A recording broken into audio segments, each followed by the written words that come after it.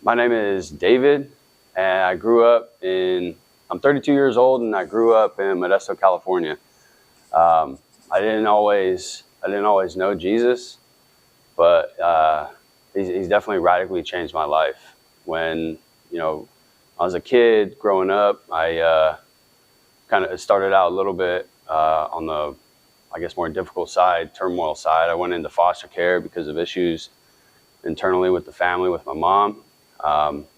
Eventually we were, restored, recovered, put back together, and for the most part, didn't live too much of a difficult life from 8 years old until about 15. I was 15. My mom ended up getting, addicted to prescription drugs, and that caused a lot more turmoil because I ended up having to, just take care of things for her and try to help her out more. And what that did for me is it created re-solidified that loneliness, and just kind of suppressed my own. It just suppressed me a lot. I don't know how else to put it. There was a lot of violence. There was a lot of abuse. There was a lot of promoting, for drinking. I could just ask my mom to buy me whatever it was that I wanted, and it kind of just went up from there. At 15, I started drinking. I started using drugs. I started hanging out in the same worlds that was highly promoted, doing things I shouldn't be doing. But, even at that time, there were things that were going on in my life that when I look back, I couldn't explain how I made it out. I couldn't explain how I was the guy that wasn't physically hurt or didn't get shot that night or whatever may have happened. Somehow I came out unscathed, and that always, kind of impressed me. I didn't really understand how that happened. And that carried over into my military career. So I was, living in the military. I was in the military for 11 years, and I carried everything that I had as a teenager into the military.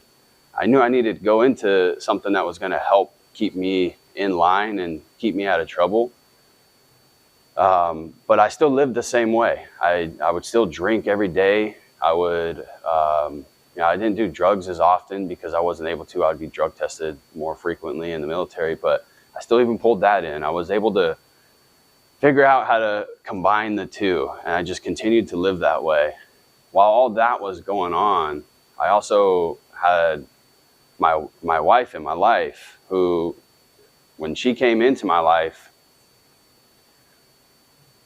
was right about the time. Ooh.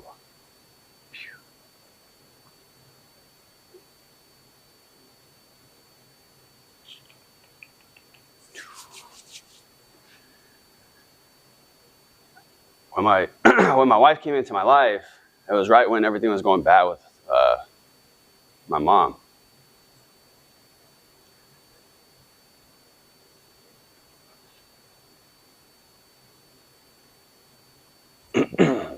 I didn't know it. I didn't know it then.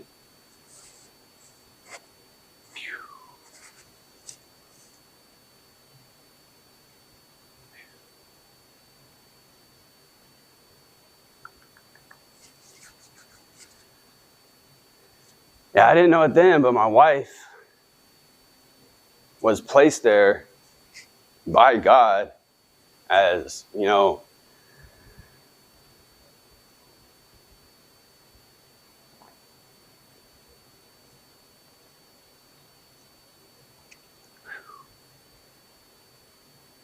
one's always a difficult one.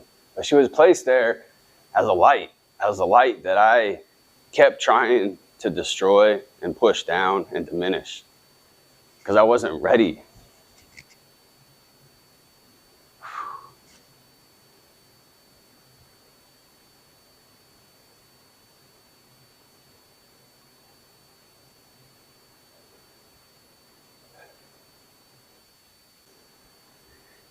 And that's the beauty of this, is that God knew how to get me out, where to put people in my life, and how to, the only way that God could do it in a way that would get me to eventually turn to Him, right? And the reason that I get so, choked up when I talk about my wife is because I realize that realization is she has always been there as that light.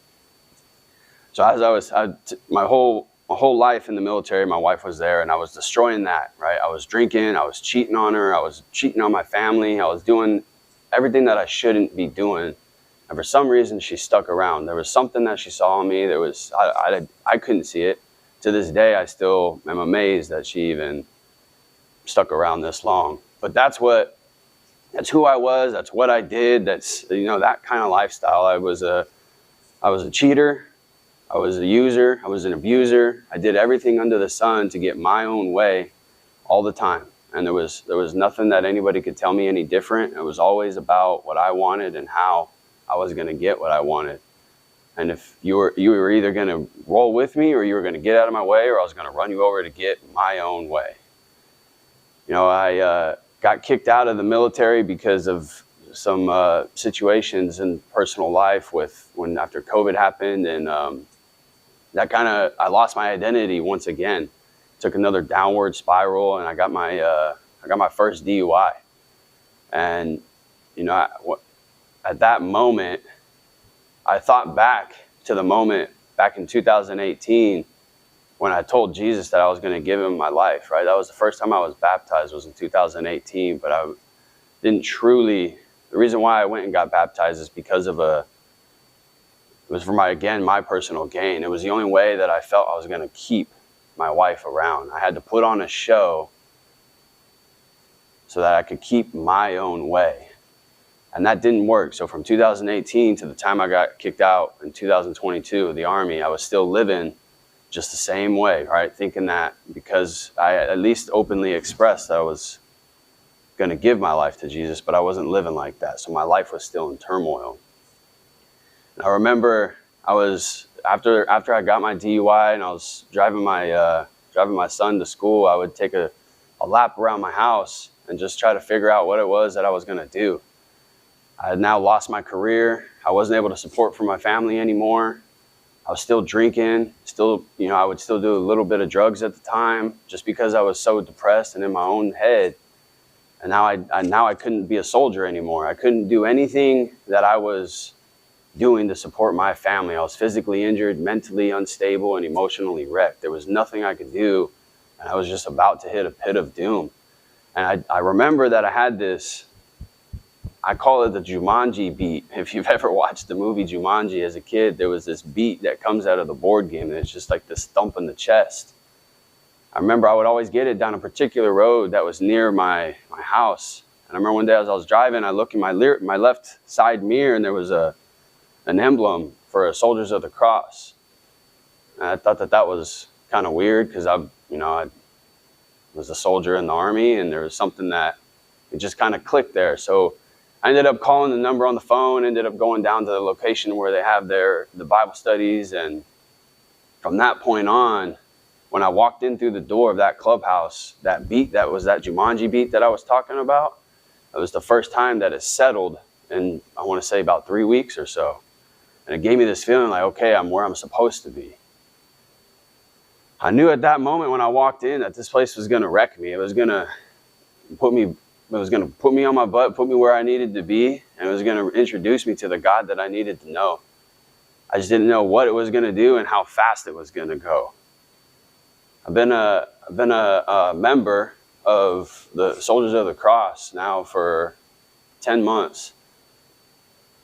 And because of that ministry, it has given me the ability to meet and work with Jesus every day, because of Bible study, because of the connections with counselors that they have in the ministry that make sure that I'm always in the Word and I'm always referring everything to God, right? That's been the biggest difference, is that I've changed. Every single problem in my life recently, I've been giving it to God. And that all changed March of 2023 when I found the ministry that helped keep me on pace with God. So since really not just verbally expressing my faith in God, but verbally praying every day, doing things that are, to me it was uncustom. I hadn't picked up a Bible in years, and now I don't go anywhere without one. God has removed me from that addiction of drinking. I started drinking when I was 15, and this is been 10 months now where I haven't had a single drink, the sobriety is just, it's crazy to me that that's even something I could do, because I have tried to quit before in the past. And then one day it just snapped. I can't even remember the day that I stopped drinking. I just know it's in the middle of March. That's all because of God. Because every time I was angry, mad, whatever it was that would drive me to drinking, I would pray. I would open the Bible. I would refer to God every single time. And now I'm still sober. With my anger, with my anxiety, with depression, with whatever it is that I've done in my life, I would refer that to God. I would open up the Bible. I would continue to just trust in Him, trust in God to get me out of it. And since I have done that, since I've been putting in that work to build a relationship with God, my life has been radically changed. Things I've tried to do for 15 years, I've now accomplished in 10 months. And that's the radical change that God has put into my life. Yes, He led me to a ministry that helped propel me into a relationship with Him, but it's all because of God. And what I think back to is one of my favorite verses is Romans 8:28, where it says, and we know that God causes all things to work together for good to those who love God and to those whom He called, I believe is what that says. There's another verse right after that goes into how God says you are a person that He foreknew, somebody that was predestined to become conformed to the image of His Son. That is something that I'm going through. That is something and I know that I need it, because here in my flesh and in my person, everything that I say that I was is still something that afflicts me. And without God in my life, I would fall back into it in a moment's notice. Everything that I've built now to this point with my wife and my family is being restored. I'm still with the same woman that stuck with me through all this, but now she tells me she can't recognize me because of the faith that I have in my God. She tells me that I've changed so much. And that's what God's doing. He's conforming me to His image. And that's evident because of the work that I'm putting in to build that relationship. Others are now seeing it.